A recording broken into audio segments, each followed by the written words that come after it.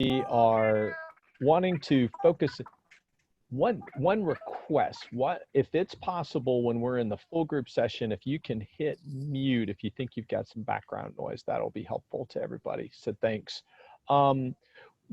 We want to give you time to dig in and review information that you'll be using for each of your subcommittees, and that's going to be a major part of what we do today. So we call it a SWOT analysis, and what we have prepared for you is some initial information to help you really focus in on what it is that, what questions you need to answer, what opportunities, what's working right now in each of your subcommittees for you to take and start to build on.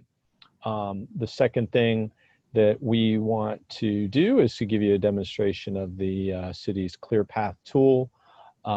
It's a software platform that David Ingram is going to share with you that will show you how the city is using it to monitor some key metrics. So those are two big things. We're going to be spending a bulk of our time, as you can see on the agenda, in the subcommittees again. So you'll have your subcommittee chairs, and we'll then report back out. So you will get to hear what's coming out of each of the subcommittees. David will share the presentation. After that, we'll have some closing announcements around the survey and the next meeting and some administrative items for you. So that's our plan for the next hour and a half. Want to turn it over to Julie to update everyone on some announcements that we have. Yeah, thank you. So one thing I wanted to mention up front is the city of Wilmington, because of all sorts of changes that we're all encountering in our schedules, has scheduled a whole bunch of special city council meetings this month. And when we originally scheduled Tuesday evenings on the second and fourth Tuesdays, there were not city council meetings on those nights, but there is one tonight. So we ended up with conflict, and Tom Moten, the deputy city manager, and the mayor, and Councilmember Spears, none of them are able to be here tonight with us because of the conflict. And so they wanted to extend their apologies. It's not for a lack of interest. So just wanted to share that with you. Also, we have a Dropbox. Wanted to share when you get on Dropbox, some of you are obviously having trouble getting on Dropbox, and we'll try and work out some of the kinks with you, but we're using it as a central place to keep documents, whether we generate them or you generate them. So when you get on it, you'll see a list of different folders. There's a folder with full task force meetings, and within that there's one with the date for each meeting. So this presentation, the agenda is there. If 2 months from now you say, hey, there was something that they talked about in that meeting, you'll be able to look back there. There's a folder for each of the subcommittees here, and some of the subcommittees have already been sending me or David Ingram files to add in there. And the other thing is there's right now a calendar with all of our task force meetings, the Zoom links, whether or not there's an in-person location, the date, the time. One of the task force groups is going to use Google Hangouts for their subcommittee rather than Zoom. So just wanted to point you to the Dropbox folder so you could see what is in there. And hopefully we'll get through some of the technology glitches. So those of you that currently aren't able to log on to Dropbox will be able to, and will be able to find these documents. We mentioned last meeting, right now we've got it restricted. So just those of us, Warren and Dan and I from FountainWorks, and the city staff, Dave and David and Tom, have access to it. So if you want to add anything, send it to us and we'll add it.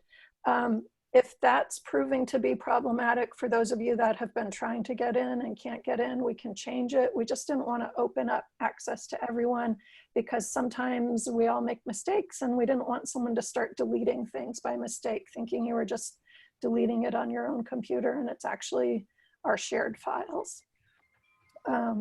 So we'll work on getting instructions to those of you that need some help logging in. Were there any other announcements, Ron or Natalie, before we jump into the meeting? You're on mute, Ron. You mentioned a moment ago that some people were not going to be using Zoom, but a different platform. Are we capturing that as well for our records? So the subcommittees, we don't need to record them, Okay. if that's what you're asking. Right. But that's just how you can access it. And I think that's actually the social equity and community engagement subcommittee, and they're planning on primarily meeting in person. Okay. They'll be having that as a way for anyone that doesn't want to meet in person to join them. Okay. But So we're not legally required to make that available to the public. That's where I'm going. Correct. We do want the subcommittees to take some notes of what their discussion is at each subcommittee, but it doesn't need to be formal minutes. It doesn't need to be recorded like the full task force. Okay. Yeah. Anything else, Ron or Natalie, before we get going? I can't see Natalie, but I'm assuming she's giving me a thumbs up. We'll just say. I was shaking my head no, sorry. Okay, perfect. When you're sharing a screen, you can't see everyone's face, so thank you. All right, so the bulk of what we wanted to spend our time doing today was talking about these SWOCs. So you'll recall last meeting, we shared this big kind of overview picture of where we are, where we're going. And right now we're at our June 23rd task force meeting, full task force meeting. And we're gonna share some draft SWOCs with you and have you guys have time in your subcommittees to talk about them, to then get ready for your next subcommittee meeting as well. So we shared these, they are in the Dropbox, and we shared them with the subcommittee co-chairs ahead of this meeting. So they'll be able to talk in each of the breakout rooms, but I'm gonna just real quickly highlight some of the issues that, that we've pre-populated. And so the city staff, David and Dave and Tom, put this together as a starting point and want you to, in your subcommittees, look at it in a little more detail, figure out what you might want to add or revise, or maybe you think it's appropriate and just gives you ideas for some of the opportunities that you'll want to focus on as a subcommittee. So there's four slides you can see at the top, and at the bottom it says what committee it's related to. So this is the Clean Energy Technology Committee. Strengths related to clean energy technology, solar cost is going down.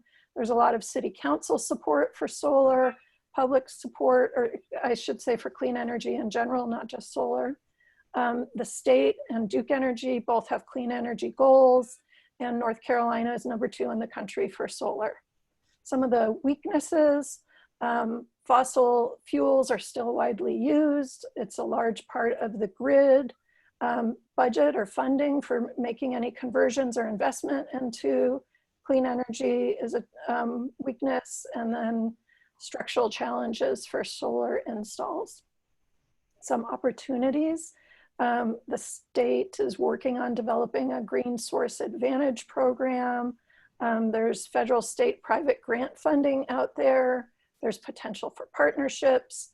The city has a green energy policy. The ClearPath tool that David's going to demo at the end of the meeting helps us understand what kind of positive impact it can make. And then other RE, renewable energy technologies, are out there. So there's other things that we can do related to clean energy technology. And then challenges, you've probably heard SWOT as the more normal, more common way of referring to this: strengths, weaknesses, opportunities, threats. We like talking about challenges. It's not necessarily a threat, it's just things you need to be aware of. So budget and funding, public perception and understanding, and reliability. Sort of the big picture about our SWOC for clean energy. The next one's transportation and fleet. So again, see up at the top which one it is. EV, electric vehicles, produce or will reduce greenhouse gas emissions. So that's one of the biggest strengths about changing the fleet. Electric vehicles also reduce O&M, operations and maintenance costs. So another strength. You don't have to worry about fuel cost volatility. There's increasingly more and more alternative transportation options, and WMPO, the Wilmington Metropolitan Planning Organization. So it's a regional organization that looks at transportation issues. So they have plans that incorporate converting the fleet. Some of the problems or weaknesses related to this: the upfront cost is higher for electronic vehicles, budget and funding not necessarily available right now. There's other costs associated with transitioning your fleet from regular fuel to alternative fuels, and then training for using that. Opportunities, there's subsidies, there's grants, there's incentives available. Wilmington can lead by example. There's more and more electric vehicle options available. There's opportunities to have a diverse fleet, and opportunities for battery powered equipment. And then some of the challenges: the charging infrastructure isn't here. People have a lot of anxiety about range, how far vehicles will drive in between charging. And then sort of more broadly, decreased money from the gas tax. So as people use less gas-powered fuel, the city, the state receives less gas money, and that helps pay for roads and other transportation infrastructure. So next one, social equity and community-wide engagement.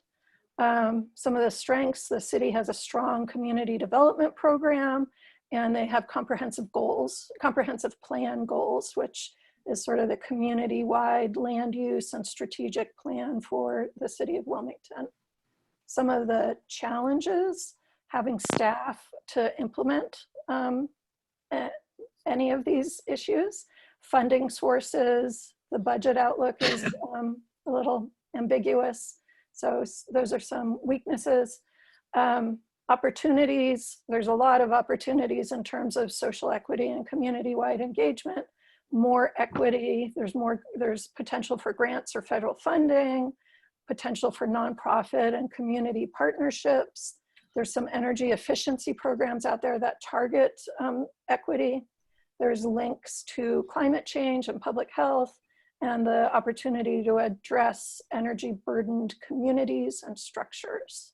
And then challenges: education on the importance or benefit of more broad adaptation, the public perception, the challenge of outreach, and political uncertainties. And then the last one, clean energy policy and legislation. So again, has the name up top. Some of the strengths: we've got a supportive mayor and city council. We've already got, the city already has greenhouse gas goals and resolutions. Wilmington's wanting to lead by example. This is aligned with the comprehensive plan, and they support the idea and efforts for clean energy adoption. Some of the weaknesses: it's really convenient to just not change.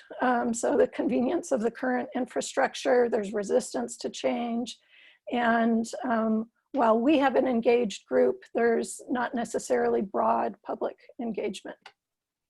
Some of the opportunities: this aligns with other North Carolina cities that have 100% renewable energy plans.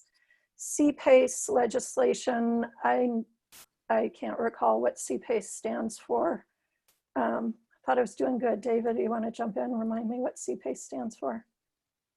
Sure. CPACE is it's a commercial.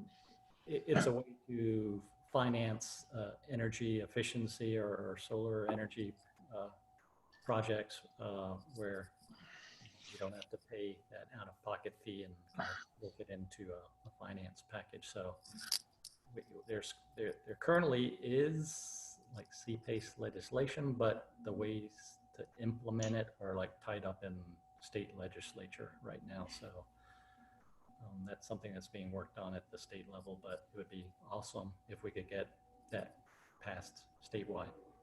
Good. Thank you.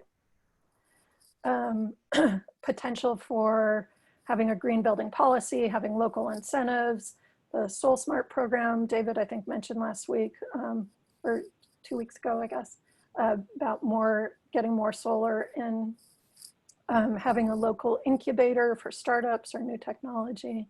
And then some of the challenges here are political uncertainties at the state and federal level, lack of scientific faith, and climate change deniers. So this is our first cut at what each of these subcommittees is faced with in terms of strengths, weaknesses, opportunities, and challenges. I'm going to give you instructions for what we want you to do in the subcommittees, but before I send you to subcommittees, we'll come back and see if you have any big questions for the full group before you go to subcommittees.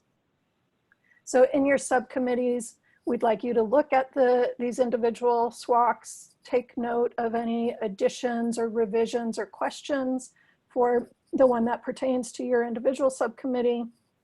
And then if you go through that pretty quickly, start talking about some of the most important issues you want to be addressing. Make sure you're all clear on your subcommittee's charge. Looking at the SWOC, identify your big opportunities that you think would be important to pursue.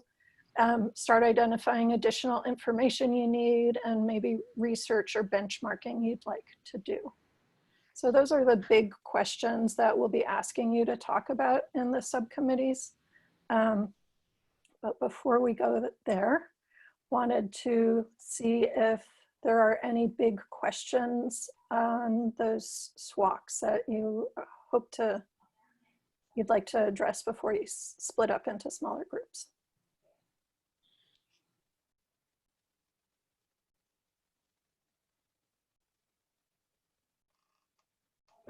Not hearing any.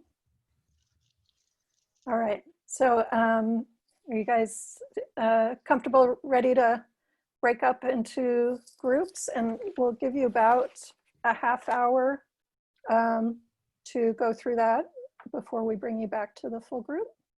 Julia, this is Kenny. I couldn't write fast enough. Can you either put the last slide back up or copy and paste that in the chat so we just have a better idea of what the expectations are? Thanks. Yes, I will copy and paste it into the chat, but we'll also put it up for another minute.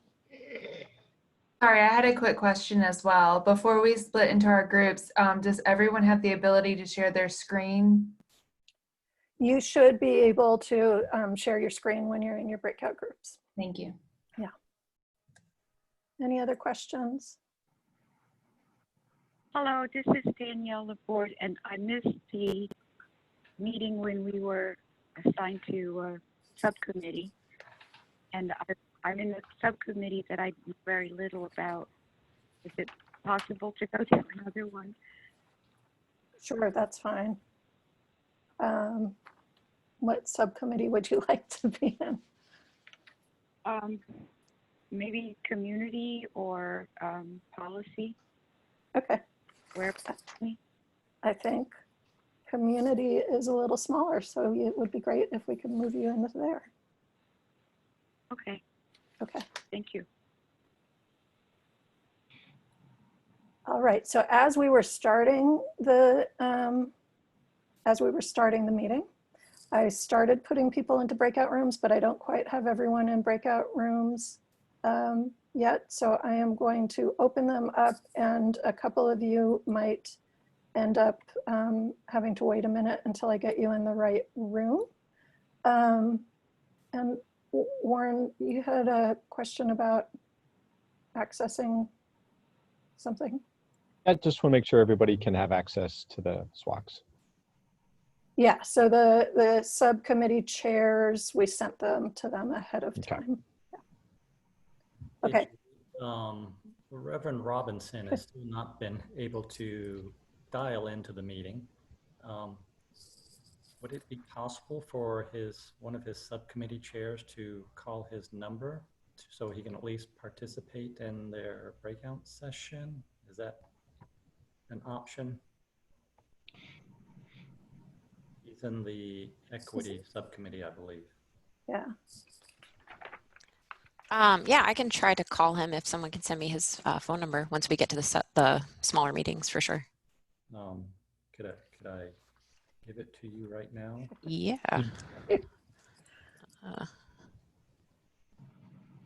Ready whenever you are. So his number is 910 228 7176. Okay. Thank you, Andrea. Sure thing. Yeah, just let him know that I gave you his number and her. Thanks.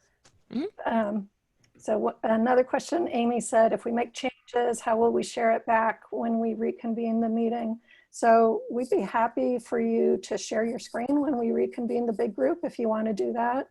If you just want to talk about it, you can also send it to us after the meeting. So either would be fine. Okay, so and as a reminder, we also have people, we have to keep one room not as a breakout room. So I'm going to have the clean energy technology group. You are going to stay in the main meeting room, and everyone else will leave. So, and anyone that's in the wrong room, just bear with me while I get you in the right room. All right, here we go.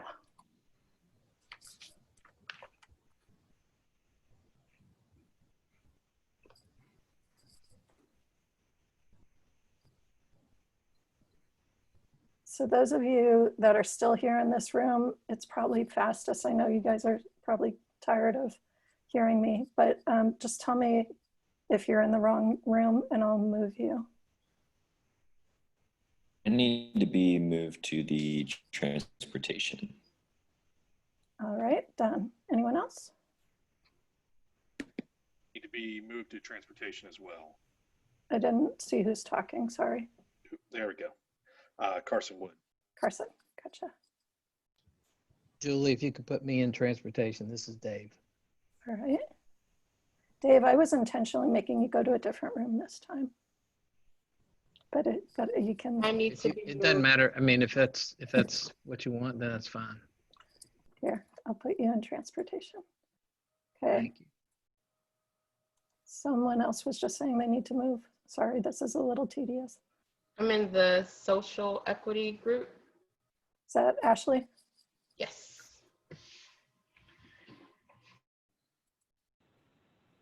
Okay, anyone else still in the wrong room?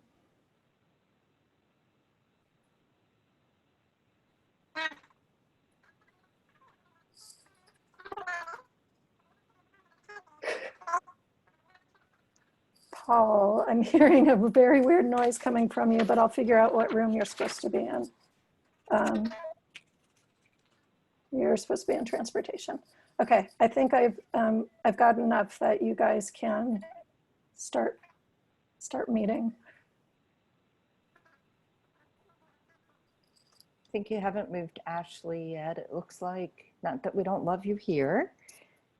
And then Emma, are you here or another group? Yeah, I'm just here to sit in and listen. You're sitting in, okay. Trying to see if everybody else is already on the list. I think so. Well, Mr. Co-Chair.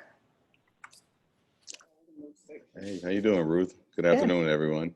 How are you? I would say you and Natalie, I think the three of us started the morning together and finishing the day out together. Yeah, that's right, we did. Zoom calls, Zoom call city.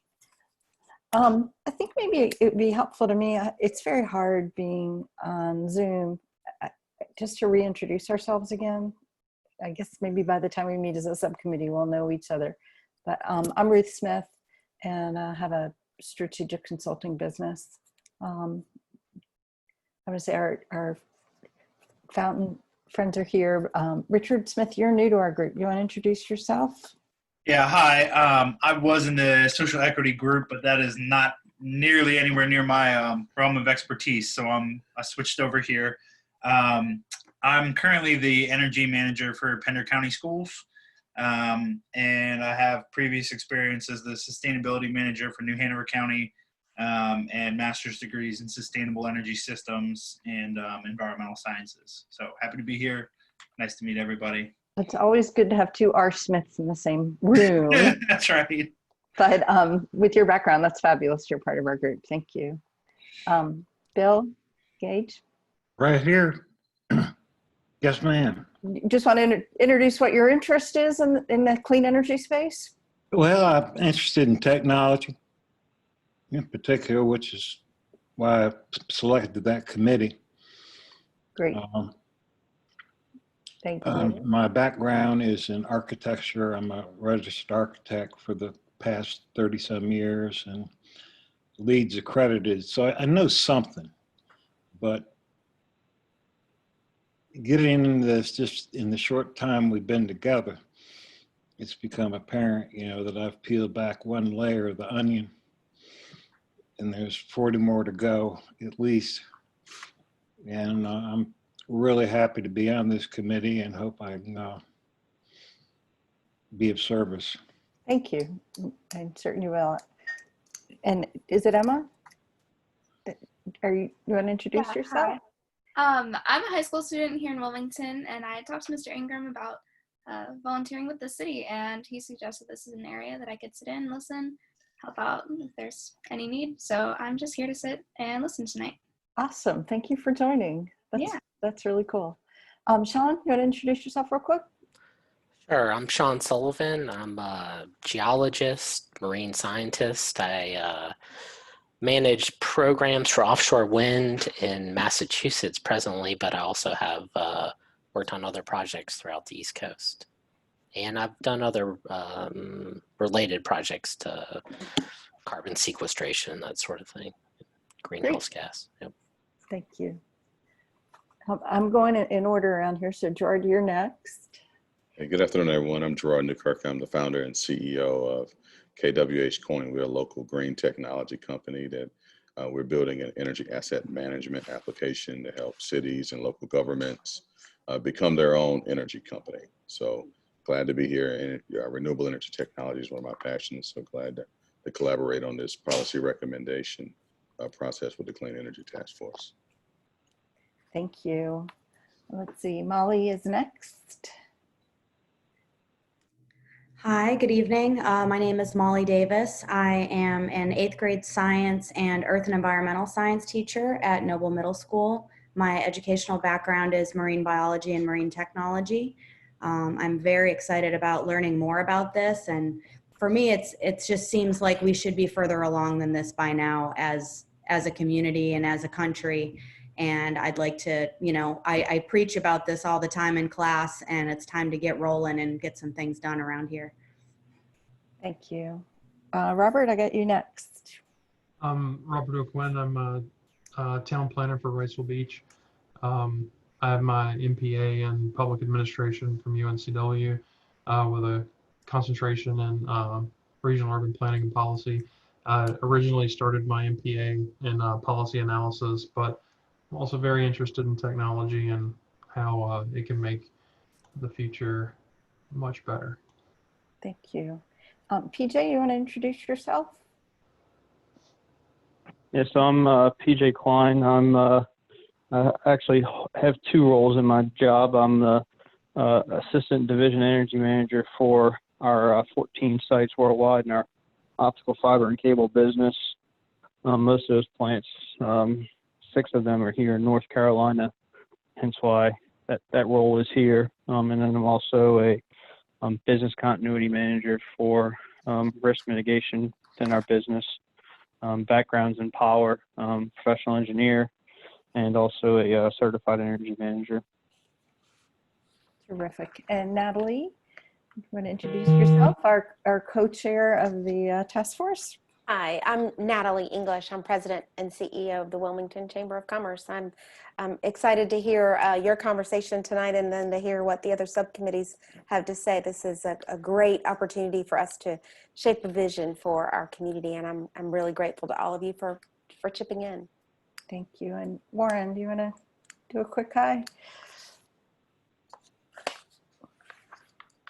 Sorry, I just realized I was on mute. Hi, everybody. Warren Miller with Fountain Works, and we're helping to support the city in this effort. And I'm going to be listening in, but if there's anything that you need, please let me know. Happy to support you.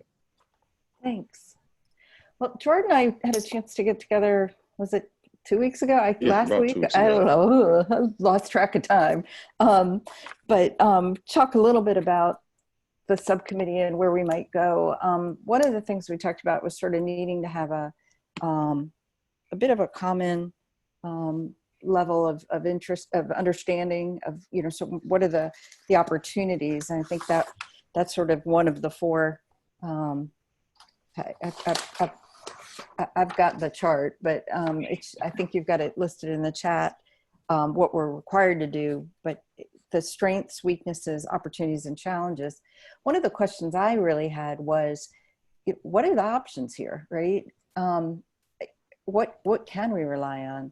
I think some of you know I come from a nuclear background. I worked for GE Hitachi, as well as for a nuclear utility.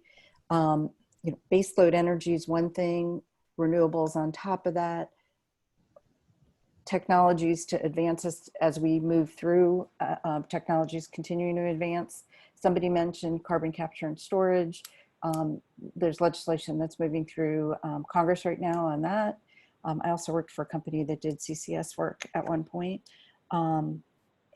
There's so many different opportunities for technology, but I don't know what's feasible here in Southeast North Carolina.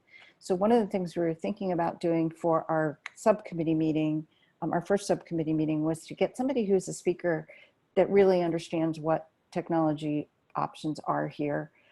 Duke Energy does, I think it was mentioned earlier, have a climate what do they call it? A full report on their website that's called their 2020 Climate Report, Achieving Net Zero Carbon Future. So I don't know if it's an expert from Duke that would be able to speak to us, or I've also been in touch with a former colleague of mine that works for a company as an advisor now, but her background was at the Pew Center, where they created a carbon reduction, a business group of people working on carbon and clean air initiatives. And she would be available, or one of her colleagues, or somebody from the Eclis School at Duke, which also has a program on clean energy. So just wanted to see what you all, you know, if you want to, I guess we have an assignment today to work through some of these things, but really, what are your expectations for our subcommittee? You know, what do you want us to be able to go back and deliver as information based on our knowledge to the city staff? And I would guesstimate that, are you, when you're saying you want everyone to have like kind of the same base knowledge as far as what our options are, would you be looking at for the city properties specifically, or more for the southeastern region? That's part of the question. If it's something that's just southeastern in general, like for our area, I mean, I would guess that someone like PJ or Sean, who has that background in this renewable technology, would be able to give us kind of what's, I mean, just generally practical, or what may be cost prohibitive and that kind of thing. I mean, I know I can certainly give generalities as far as what to, you know, we're not looking at geothermal here. You know, solar is obviously one of our most cost-effective options, things like that. Like, I couldn't get super specific on the details of it. I don't have an engineering degree, but I can give you the kind of generalities of like what options we can realistically look at and which ones we can't. But if we want something more in depth, I'm absolutely open to the idea of reaching out to some of the sources that you came up with to see if they have time to give us a little presentation to kind of give us a little bit more of a in-depth look at kind of what our options might be. I can give, I did a little bit of brainstorming, and I think some things we could, or what we could consider, I mean, number one, we have to think short-term and long-term, right? I mean, in our very first meeting, we were told, let's think about the real low-hanging fruit, or, you know, let's concentrate on the easy stuff, the low-hanging fruit, and that's what's going to affect everyone up front. But for in my own industry, I mean, you're talking 5 years, 10 years before you'll have turbines up offshore. For nuclear, it's longer. So, I mean, it all depends on what they want. As far as a timeline, I think everything kind of plays into the same advice we can give the city of Wilmington, but we have to kind of also think in terms of scale, timing, and that sort of thing, and what they really want out of it. And I think the other thought I had is when thinking about technology, maybe we want to think about it as like, I do have some background in oil and gas, and you always think in upstream, midstream, and downstream, which upstream is like, where does it come from? Midstream is like, how do you get it from the source to the, you know, use pipelines, refine it. And then downstreams when it gets to the personal use going to the gas pump. So kind of like we could think of energy in that way, like where is the source of the energy coming from? How are we transmitting that energy, and how is it getting used? And I think there's areas of technology improvement in all those areas. And depending on what your interest is, you can focus on one of those aspects. And also, you know, I don't know, that was my brainstorming. Yeah, I think that's a good starting point. I mean, there's, just like he said, you know, if we're looking at, we can look at different sources like solar, wind, et cetera. We can look at the transportation aspect, improving the grid around here, and what the city of Wilmington, kind of what part of that they play in, you know, what part belongs to Duke, what part belongs to the county, et cetera. And then again, the usage is going to be looking at stuff like, you know, the energy management programs in the city buildings now. Are they controlling their HVAC systems remotely? Do they have schedules in for them? Do they have scheduling for their lights? Do they have energy, you know, energy usage policies? You know, our city properties, you know, if you work in a city office, are you allowed to have a microwave and a refrigerator and everything at your desk, or is it only common areas? Stuff like that, we can affect the actual usage to bring that total goal bar down to a more reasonable level. So the question is this energy, is this renewable technologies, or is this energy efficiency? Because what you're touching on is energy efficiency. So I guess we need clarification on what actually is our end goal, because those will take us down two different wormholes. I would agree. I agree. I think they probably see it as one item, so we should ask for clarification, and I think we can give them either or I mean, possibly even both, depending on how much time they give us. I think the overarching focus of the subcommittee was to focus on clean energy technologies and opportunities that are viable in southeastern North Carolina. So I think if we look at it from that perspective and then break it down into generation, storage, and distribution, and what technologies align with that, curated to southeastern North Carolina, that gives us more of a clear framework for how we build and how we take the subcommittee. And by looking, so let me give a general viewpoint, right? I'm looking at this from a large scale perspective, and I'm throwing a number out there. But if you use, you know, 1 million megawatt hours a year, right, and you need to supplement that with renewable technologies, and you don't do anything energy efficient, then you need obviously larger technology to be implemented.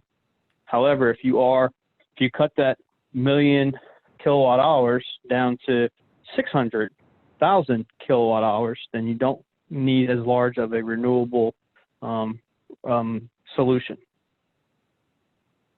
Yeah, I 100% agree with everything that PJ just said. And, you know, I think you need to utilize a little bit of both, because you're your economies of scale are going to have to be a lot higher if you don't utilize any energy efficiency.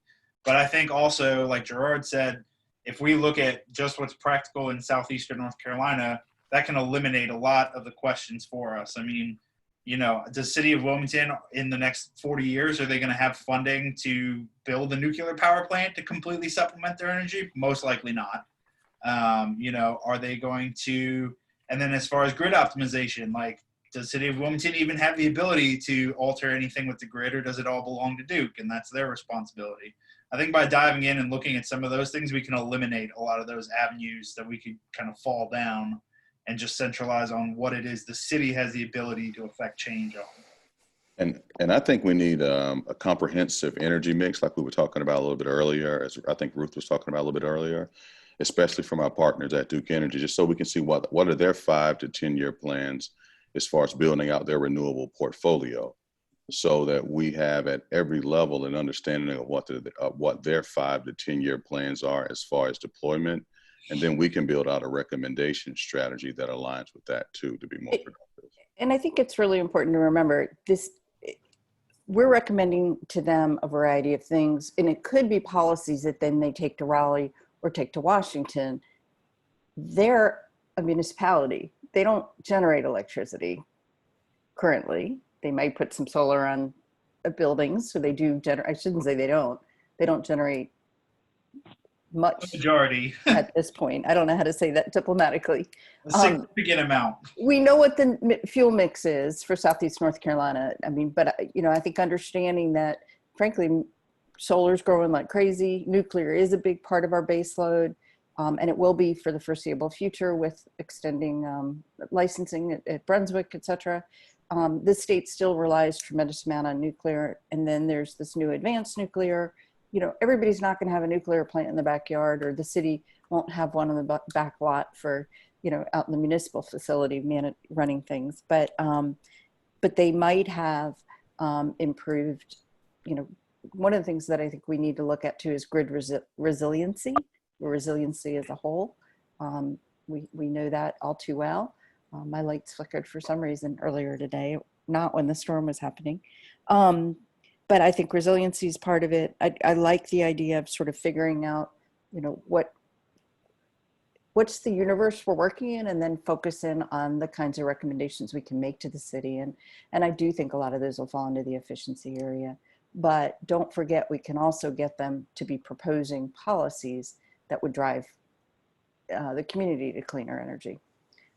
Just to answer one thing that Gerard asked about an outlook, Duke Energy does issue yearly a integration resource plan. Now, it typically shows large facilities. It doesn't show solar installations. So I haven't seen it published yet this year, and I can go back and dig my files and see if they show any solar installations. But that's typically on a network, right? So that'll be Duke Energy Progress. It won't show down to the local level, but I'm sure we can ask for that information. Sorry, Molly. Molly, That's I fine. You wanted to say something. I was looking a little bit at some of the resources that were on the drive or the Dropbox. And one of those things that was talked about was the Duke Energy Green Source Advantage program. And what it looks like to me is that Duke is pushing efficiency, because one of their requirements from the state of North Carolina, because of the executive order, I think it was 80 or whatever, where they're requiring this new movement towards clean energy, Duke is actually pushing efficiency.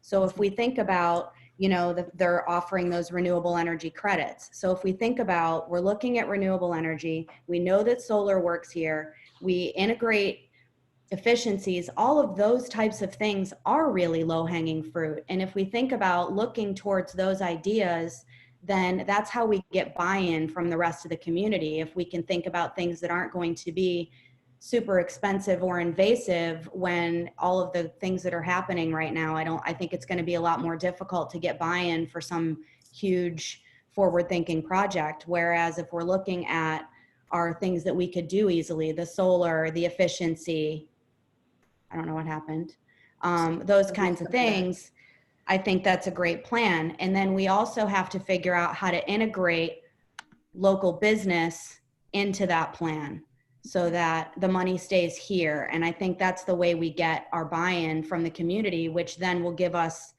the ability to work towards long-term plans. Does that make sense? Yeah. Yeah. So Molly, I do want to add one thing about House Bill 589 and the GSA. There was blocks of solar that was dedicated to universities and military installations. And to my knowledge, not one single military installation or university has taken that and has returned it back to the lot. As well as I believe the only city that signed up for it in the state was Charlotte. And that was just recently. I didn't do any research, and I haven't followed it that closely recently, so I do not know if it changed. I know they're getting ready to release another tranche of solar. I just don't know. I just don't know how successful that program is. And like I said, I don't follow it that close. I just know when it initially came out, there was a lot of question marks that a lot of people thought was going to happen did not happen. And so companies like Corning, we looked at it very strongly, and we chose not to utilize that program. So I just don't know how. Yeah, I just don't know how it would fall. I know the city of Charlotte did it, and I just don't know why they did it, and I don't know if it would be applicable program that we would be able to or want to use in the city of Wilmington. But it's very interesting to me that I'm not aware of any counties or cities other than Charlotte that is utilizing that program. Did anybody get on that webinar earlier today that David had sent to us? I wasn't able. You did. Yeah. Any big takeaways from there? I mean, my pessimistic view of it was that it was more a sales pitch for Cadmus than anything else. But I mean, the main takeaway I took away from it is that you need a good base worth of data to understand what you're working with, and that's my biggest question as well. And I wasn't able to log into the Dropbox until this meeting when she sent out the invite. But what I'm most curious about is kind of looking at what Wilmington's current energy mix is, looking at what our current usage is, and that'll give us a better idea of kind of what opportunities we have to change that energy mix or reduce the usage, and kind of give us an idea of what target numbers we're having to look at. That was my main takeaway from that. So are you guys comfortable if I ask somebody from Duke Energy to come to our subcommittee meeting and give us some understanding of these kinds of issues at a local, regional, local level? Yeah, I think we need to make sure that it's somebody that understands our geography, being a coastal town, because the last couple of people I've dealt with are based out of Cincinnati, right, from the renewable side. I will call their local guy and we'll make sure that it's somebody local. I feel like there's also a renewable energy program at Cape Fear Community College. Is that a thing? There's a sustainability program. I don't know that it's renewable energy focused, but I know they do have some form of that. Does anybody want to check over at CFCC, or you want me? I'll take care of that. You want to do that? If there's somebody who's sort of, a technology expert. So how do we get came in late? I don't know if. Can you hear me? Yes. This is Rick Groves. I teach the solar classes in the program at Cape Fear. You do? Perfect. Throw that in there. I don't. That answers that question. Rick, are you supposed to be in our group? I have no idea where I'm supposed to be. Oh, okay. I don't have my glasses and I can barely see. Well, we are the link that I thought I went to the wrong place, and then I got text from Matt, and then I came here, and then I got invited to another breakout group, which was not my subcommittee. Oh, okay. Now I'm back here. You're in the main room, back in the main room. We are the Clean Energy Technology Subcommittee. So I would say I don't have you on our list, but that's great information. So there is a solar program at CFCC. Well, it's a sustainability program that has a couple of solar classes. Actually, one of the classes is in the electrical program, but they kind of share it, or share all of the classes, I guess. Okay. So Ruth, how do we go about from somebody from the city giving us clarification? What is their desired output of what we're going to deliver them?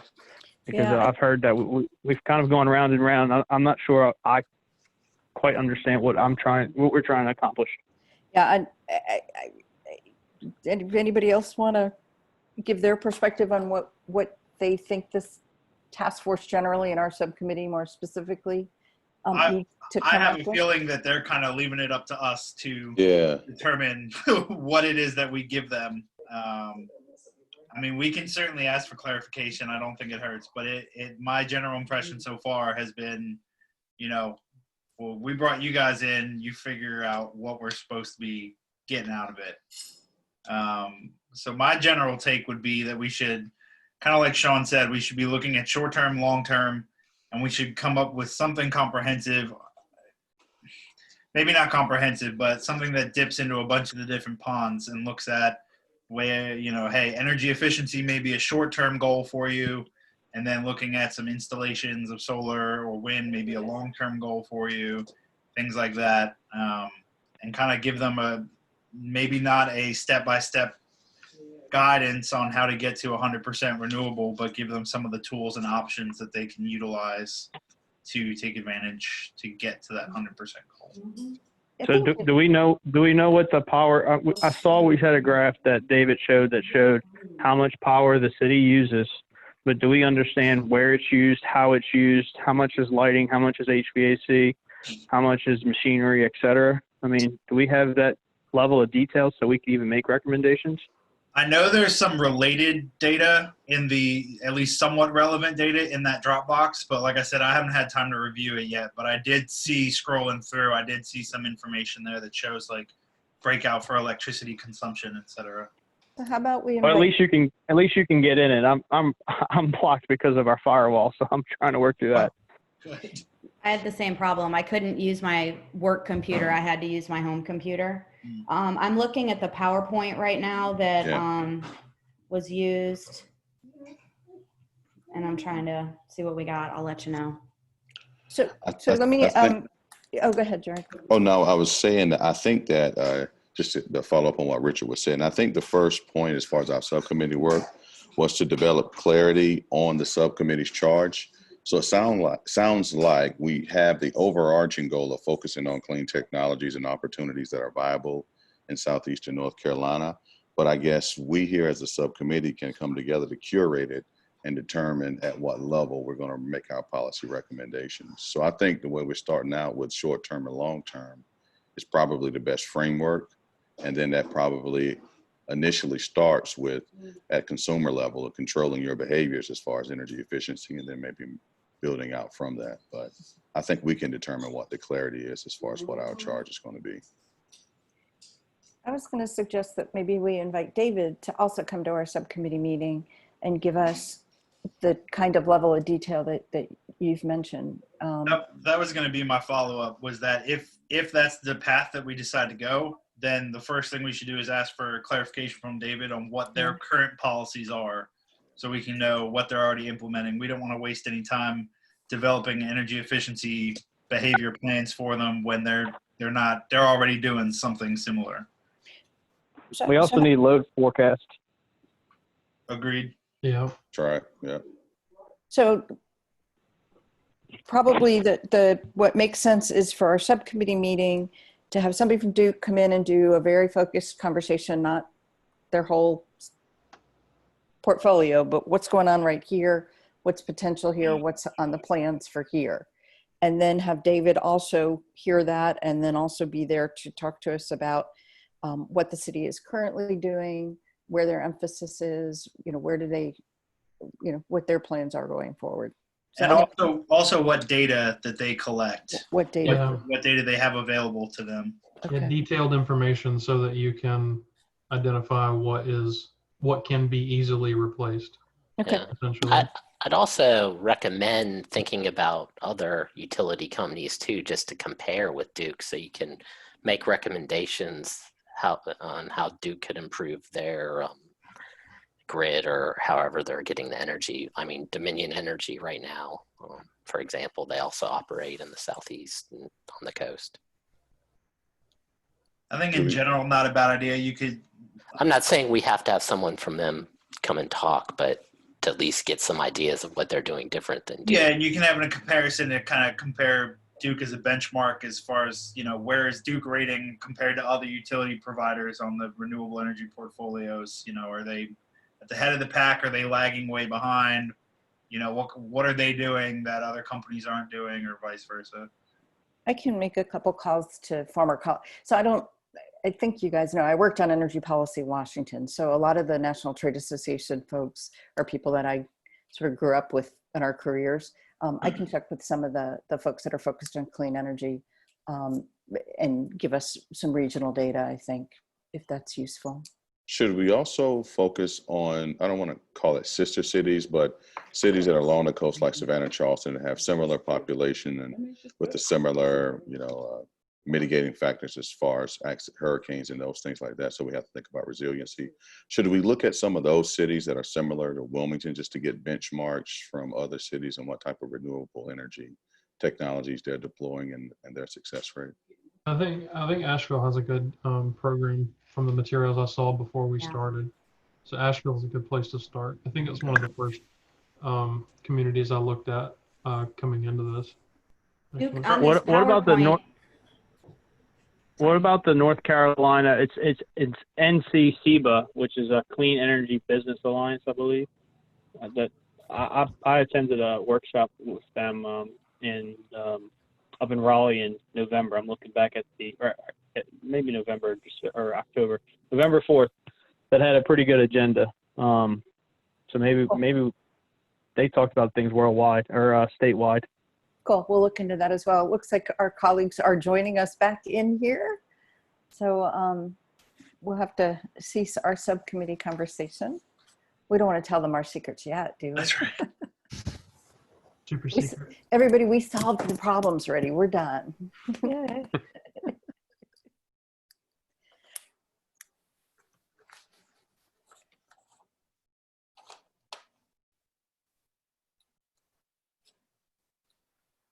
We've got one subcommittee that's not back yet, so we'll wait another minute.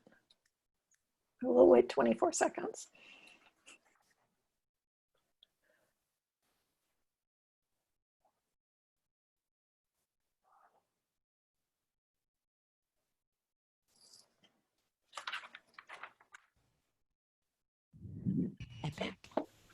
All right, I think everyone's back. Okay, I'll keep you right here. So welcome back, everyone.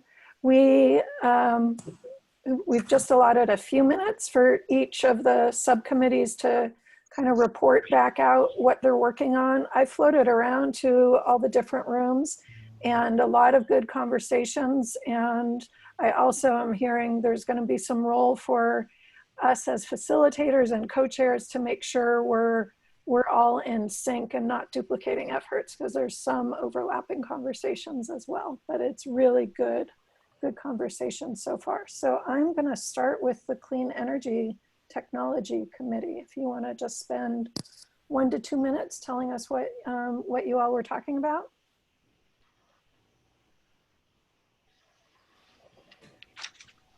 So either Ruth or Gerard. Gerard, do you want to summarize it or? Sure, yes, I can summarize it. For us, it was getting clarity on what our role as a subcommittee is going to be as far as relating to clean energy policy. So for us, we wanted to first of all get a base level of data points just to understand where we are as a city and what type of data and metrics that we use to measure our performance. The second thing that we know we're going to need a comprehensive energy mix just from our utilities partners and also in collaboration with the city so that we can understand what types of technologies are being deployed now and to give us a framework from where we're going to move forward. And the third thing that we talked about and organized around was how do we find sister cities or cities with comparable population, demographics, geographical position to see what types of renewable energy policies they're using now and how effective that they are so that we get a large basket for comparison before we prepare to make any recommendations. So for us, it's getting organized on what the framework is going to be for our subcommittee. And we look forward to reporting out on that as we develop it. Excellent. Julie, this is Natalie. I was a silent observer during this subcommittee's meeting, and we've got a tremendous amount of knowledge and experience in the membership of that committee. They're gonna blow everybody's socks off. I'm really impressed with them. Thank you, Natalie. And I'll say, floating around, we've got a tremendous amount of expertise and knowledge in all these subcommittees. You all you are all are not just a, you know, feel-good citizen committee. You guys really know what you're doing. Transportation and fleet. So either Kat or Paul. I'll let Paul take this.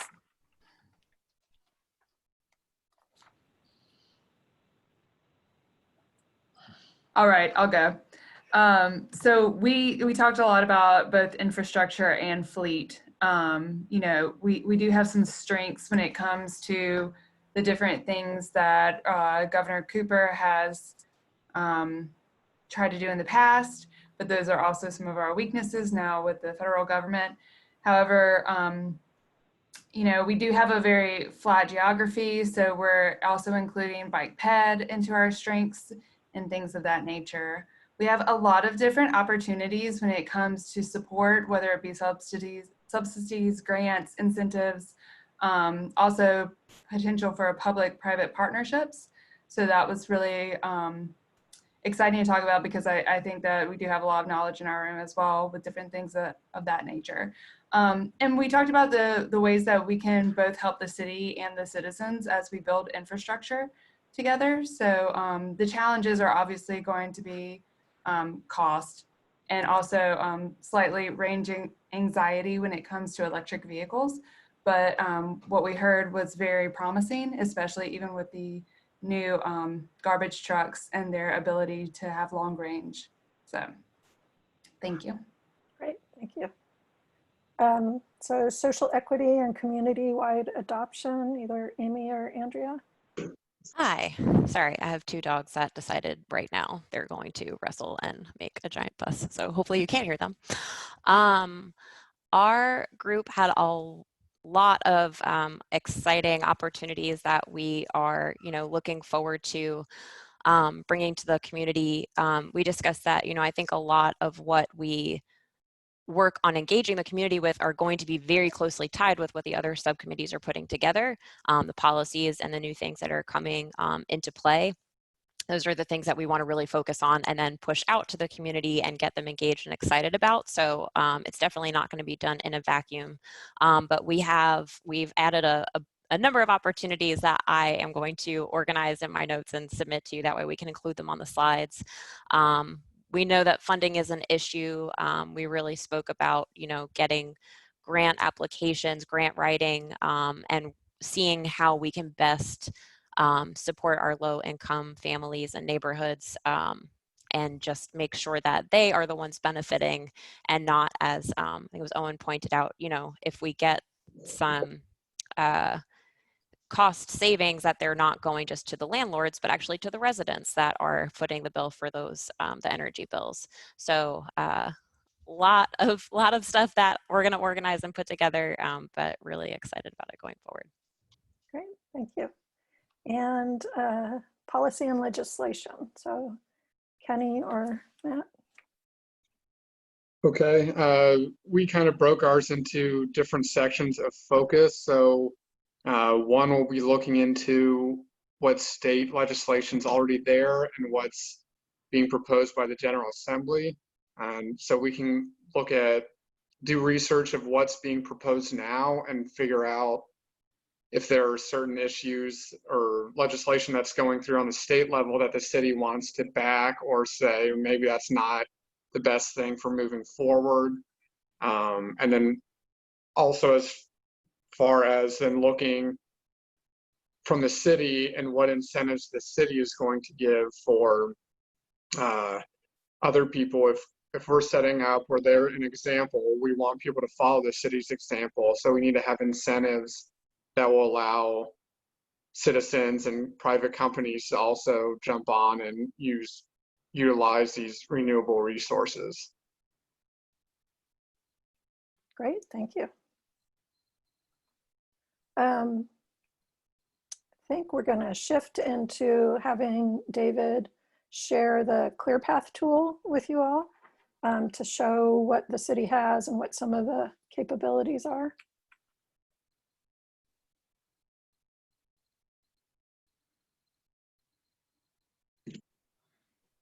You're on mute, David. You ready for me to take it here? Yes. Okay. All right, how's that? Can you see? Yes. All right. Yeah, just a little bit background on Eclis. It's an international organization. It initially stood for International Communities for Local Environmental Initiatives. Now they like to refer to themselves as just Eclis, Local Governments for Sustainability. So people always ask what Eclis stands for. So here you go. But it's been a program that's been in place for going on a few decades here. So it's a great organization that a lot of cities around the world use to track and monitor and forecast their greenhouse gas emissions. So we began using it in fiscal year 2019. So as you can see here, we've got a number of inventories already in place. The ones going back in time, we kind of had to go back and research and pull data for those years, it's been a great process. I think it's really helped us build a much more robust and complete idea of all of our energy usage.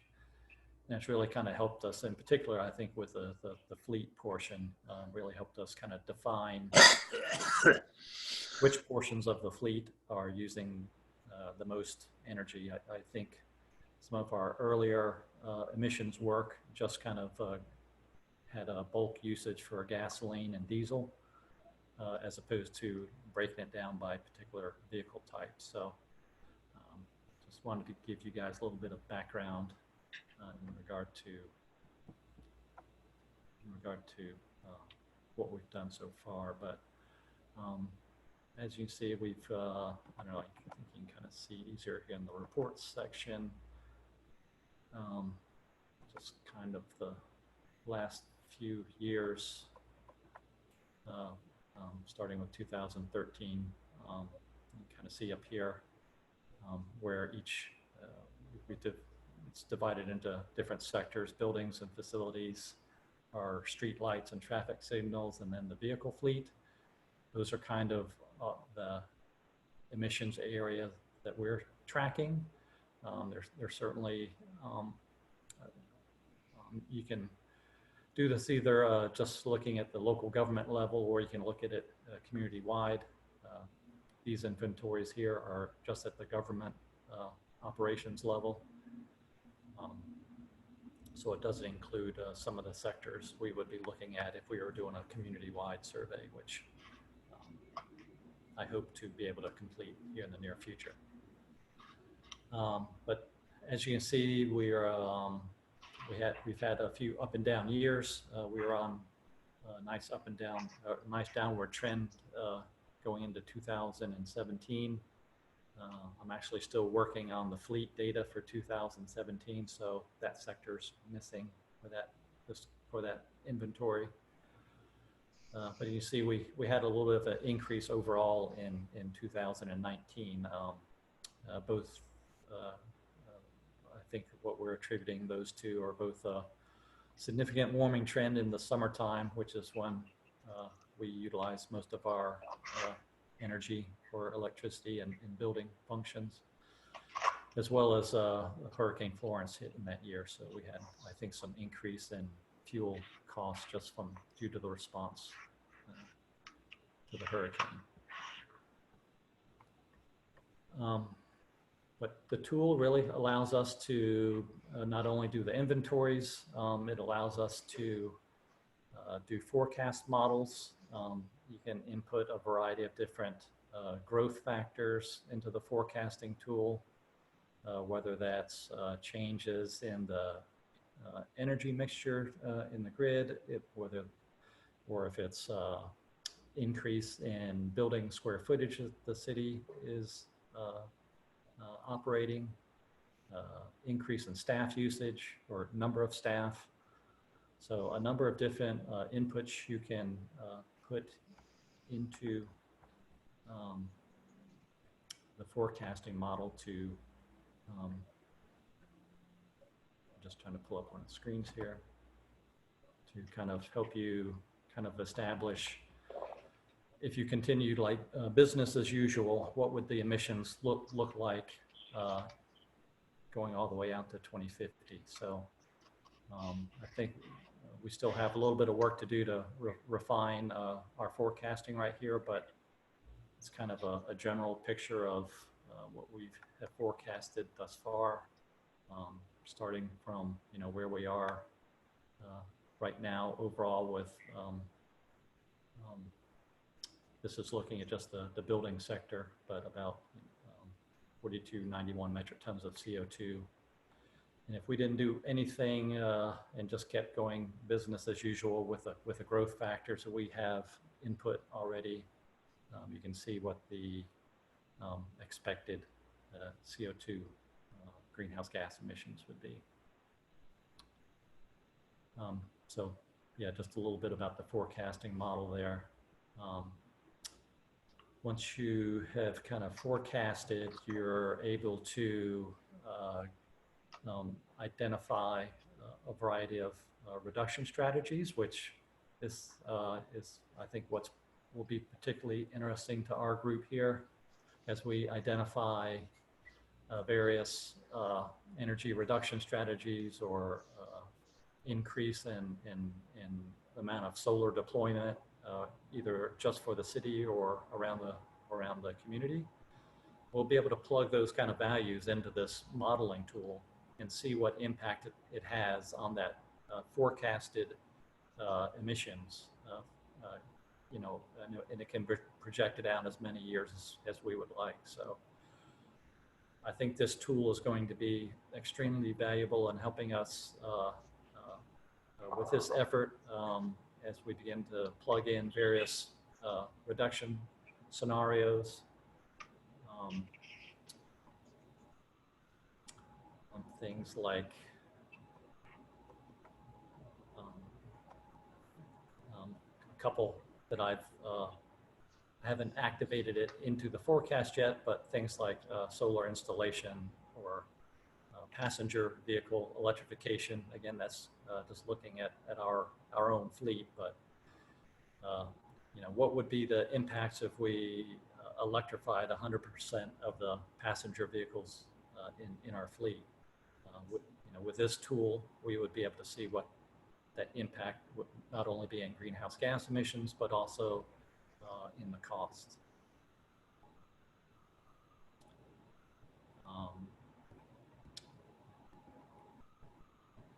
So, just trying to bring up their screen here. As you can see, the tool kind of has a variety of different planning scenarios and calculators built into it. Everything from if employee commuting versus carpooling, changing out all of our computer equipment to low power models, or again, solar voltaic installation around the city. If we have a high efficiency fleet, these are all calculators that you can just kind of plug and play and input of the different scenarios that you'd like to consider, and it will help you evaluate what those changes would do to your greenhouse gas emissions. So of course, clean energy and planning around that plays a large part in our greenhouse gas emissions, so they're certainly tied closely together. So I really just kind of wanted to give you guys a brief overview. One other thing I'll go over is the various factor sets. If any of you guys have already done any greenhouse gas emissions, the way it calculates, say your emissions from electricity usage is the emissions factor sets from where you get your energy. So what I'd like to highlight here is just how, as you can see, we've got factor sets from 2013, one here from 2015, and the current one from FY19. As you can see, you just focus on like the CO2 pounds per megawatt. You can see that the actual grid is actually getting cleaner as the Duke Energy implements more renewable energy into their portfolio. So it just kind of helps multiply the effects of as we implement energy efficiency measures and the grid continues to get cleaner, it's going to help be able to drive down our emissions and not only help us reach our greenhouse gas emissions goals, but improve our clean energy as well. As Duke begins to implement more solar and renewable energy into their portfolio as well. So, Dave, you may just want to reference the source of that particular data. sure. These emission factors come from a national eGrid, what they call the eGrid database. I think some of them are highlighted down below. Like we use the Virginia Carolinas eGrid data for all of ours. If anybody else out there has done some greenhouse gas emissions and has played around with these various factor sets, I'd be interested to hear what factor sets and where you derive your numbers from, because it's certainly a big influence on the emissions that are projected. So this is it's a EPA eGrid data source. So that's the one that we've decided to go with. If I missed anything else there, Dave, I think we should highlight. I think. Okay, well, can I jump in here a second? Can you hear me? For any questions or any details in regard to that, if there's any out there right away. But with that, yes. I'll kick it back to you, Julie. Go ahead, Ron. Heard. When we get, not now, but at some point, when we get closer to the final presentation, we're going to have to find a way to describe our modeling in a way that our public can understand it. This, I'm a physicist, so the math isn't no issue to me, but I've taught school for a long time, and I don't want to lose our audience when we do our final presentation. So I need to come up with a way to not we don't dumb down the science. We bring the minds up to where the science is at the end point, not now. There's something I need to make sure we keep in the back of our minds, how we're going to, I love the charts. That really helps out. But we're going to have to make sure we're able to, hate to say it, in this current political environment, defend our math when we get toward the end. And so when the deniers come forth, we can hit them with E = MC squared and be able to, in a form that everybody knows that the math is real. But so far, I'm gonna have to get into your Eclis and take a look at the background math to make sure I understand it, so that when I'm hit with questions about it, I'll speak intelligently. Yeah, and I think related to that, Richard had a question about asking if the subcommittees can have access to some of the data, or at least the clean energy technology. Is it something that can be shared so that the subcommittees can understand it better? Yeah, I think so. I think I can provide access. I'll look into that and give that committee an update. even if we don't have access to like play with the modeling software, if we can get the data from you as far as like what your usage has been, what the baseline is, and all your consumption, just so we know what we're working with before we create recommendations. Yeah, I mean, I'll also add that we also use a software called Energy Manager to track and measure all of our monthly utility usage, our natural gas, electricity, and water usage. So that could be some helpful information as well. Expect an invitation from our subcommittee, David. We really would like to dive into some of that data. Sure, yeah. Natalie? David, I think the transportation group would like to see the breakdown of how the fleet is characterized as well. Do you want me to show you that again real quick? No, I don't think so. Just at some point. Okay. Yep. Any other questions for David or invitations to other subcommittees?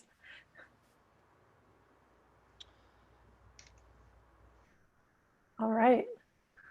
So David, I'm going to turn it back to you real quick again, just to give everyone an update of doing a survey.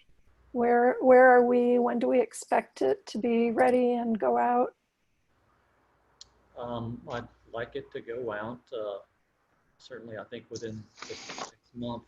I have gotten some really good feedback from other sustainability folks around the Southeast here in regard to some of the surveys they've put out on the same subject matter.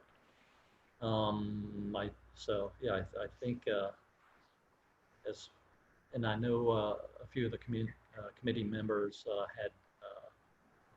would like to see where we are with it and provide some additional input. So I would say look for that in the next week or so, and perhaps we can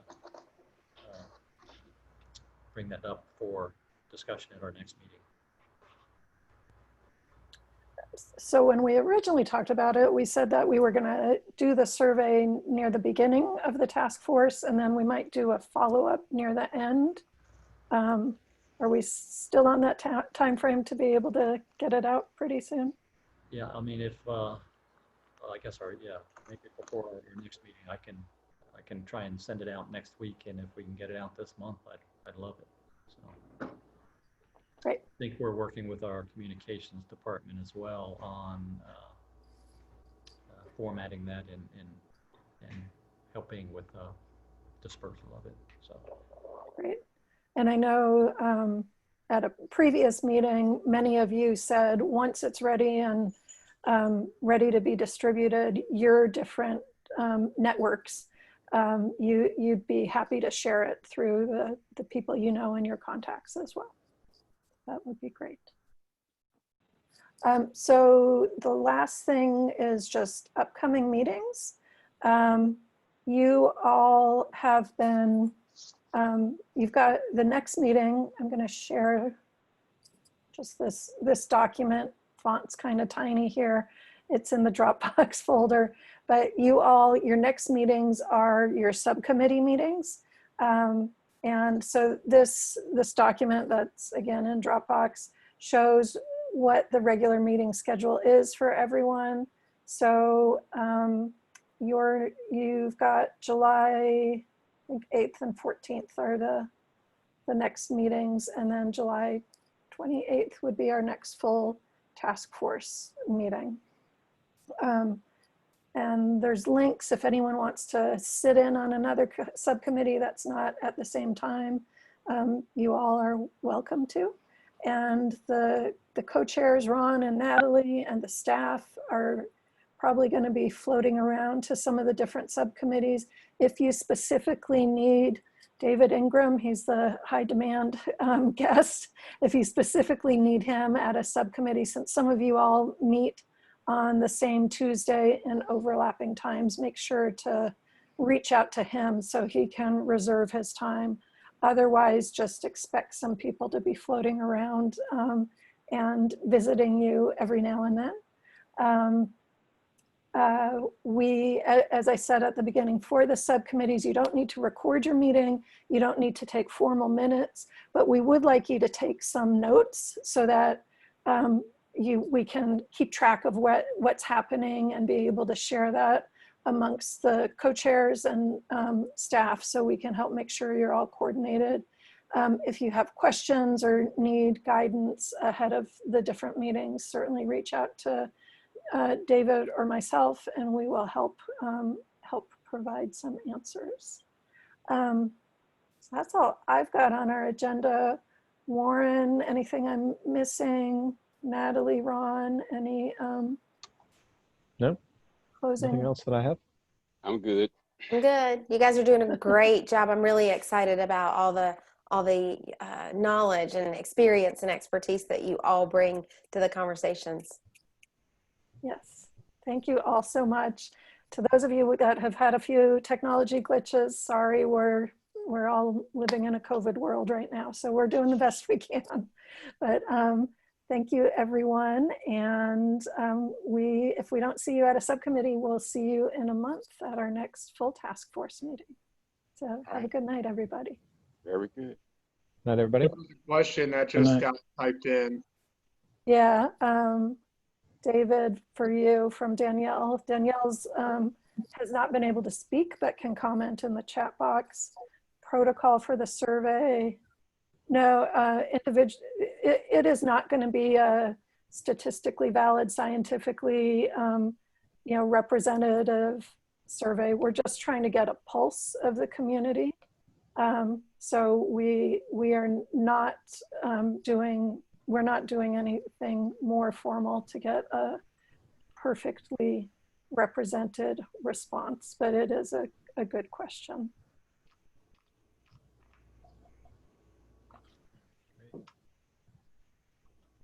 Targets, and we're not even doing much demographic information, but yeah, we'll take some of this input before we finalize it. I think they're good thoughts. Yeah. I will send the survey to everyone this week just for perhaps any final comments, and then we'll try and get it sent out next week for public input. Yeah, and David, so just based on the comments here, I don't remember with the demographic questions you asked, but there might be something about zip code you could ask to at least try and get general neighborhoods to make sure that we're not just hearing responses from one part of town. Sure. Zip code isn't a great, it's not going to be great because zip codes are pretty big, but I'm not sure what else you could do in a quick and easy response. It seems like we could probably identify the leaders of the communities that we are trying to target. Like Glendora Mullins lives in Creekwood. She's a community lead there. Evelyn Adger Bryant runs the Northside Bridge Builders. So like sharing the survey and requesting that they also share it with the people that they work with might be a good place to start. If we target the people that we would like to get input from. That'd be great. Great idea. I think through the chamber, we'd also be able to access the African American Business Council. I don't want to leave them out. Very good. Well, we'll hang in here if anyone else has any other thoughts or ideas they want to share. So Danielle just shared in the chat box that some communities have Facebook pages. So in addition to asking folks to do like outreach in their own buildings, we might ask them to share it to their Facebook page and use their social media as a place to spread the word. Good. Yep. Great ideas. Julie, can you make me host for a moment? I can.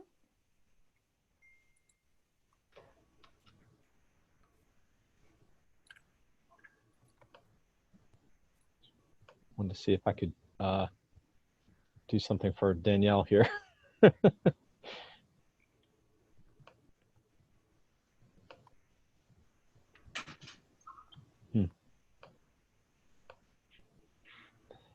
Danielle, I apologize. We're trying to unmute you. Her computer doesn't have a microphone.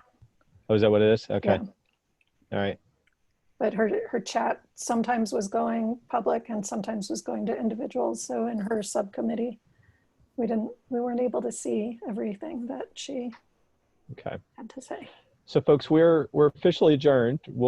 Julie and I will hang out here, but you're welcome to take off. We don't want to keep you any longer, but thanks again. Have a good rest of the week. Thank All you. right, thanks. Thank you, Reverend. I'll be in touch. Absolutely. Right. Bye.